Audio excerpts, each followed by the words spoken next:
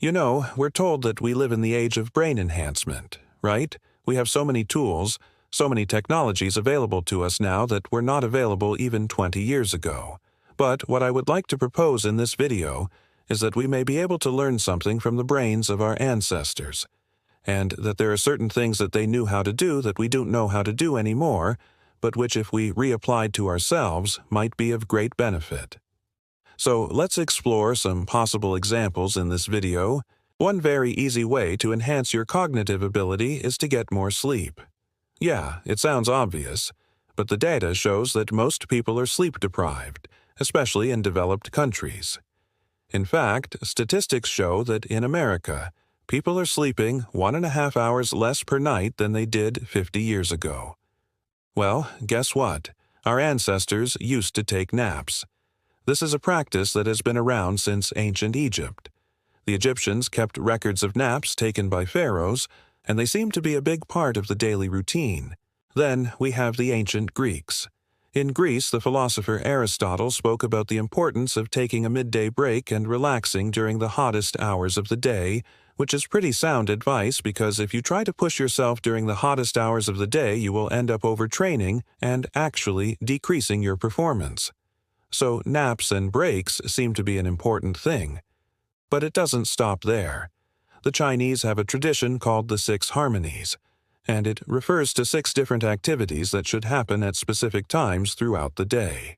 One of these activities is sleeping. Now, in the book, it says that you should go to bed when the sun sets and wake up when the rooster crows. Pretty simple, right?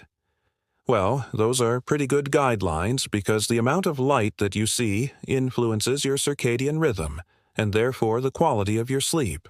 And then the amount of time that you spend awake after waking up influences how alert you are going to be for the rest of the day. So if you wake up early, you will end up being more alert than if you wake up late. The ancients really understood this. They observed their world, and based on what they saw, they created these practices that are still valid today. Another example is the Japanese practice of forest bathing, or what they call Shinrin Yoku. Forest bathing involves spending time in nature, specifically in a forest, and absorbing the atmosphere of the forest. It involves all of your senses. You smell the pine trees, you listen to the birds, you touch the bark of the tree, you feel the sun on your skin. You observe the shapes, the colors, the textures.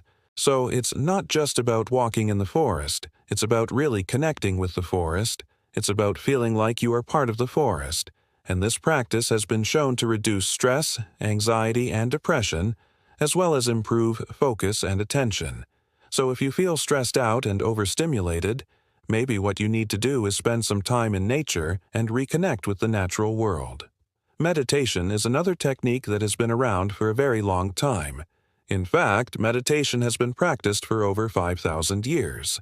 Some of the earliest evidence of meditation comes from India, where there is evidence of a spiritual practice called dhyana, which is believed to be a form of meditation dating back to around 3000 BCE. Then it spread to other parts of the world, including China and Tibet.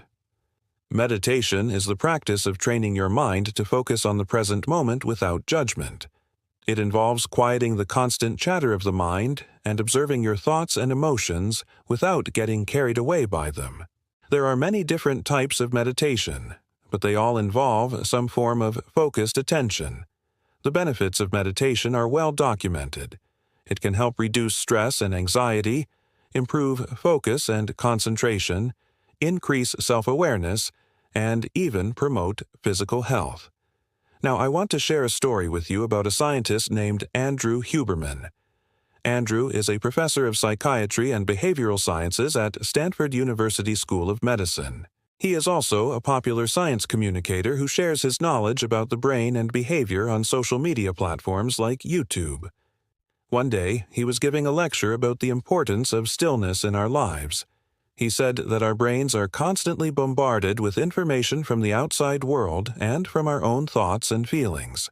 And this constant stimulation can lead to a feeling of being overwhelmed and can make it difficult to focus on the task at hand. That's why he recommends taking breaks throughout the day to simply be still and to observe our thoughts and feelings without judgment. He says that this can help us to calm our minds and to focus better on the tasks that require our attention. Now, what does this have to do with ancient wisdom? Well, Andrew Huberman is essentially describing the benefits of meditation, a practice that has been around for thousands of years. The ancient practitioners of meditation knew that the human brain needs moments of stillness and quiet in order to function at its best. And modern science is only now beginning to catch up to what these ancient traditions have known for centuries.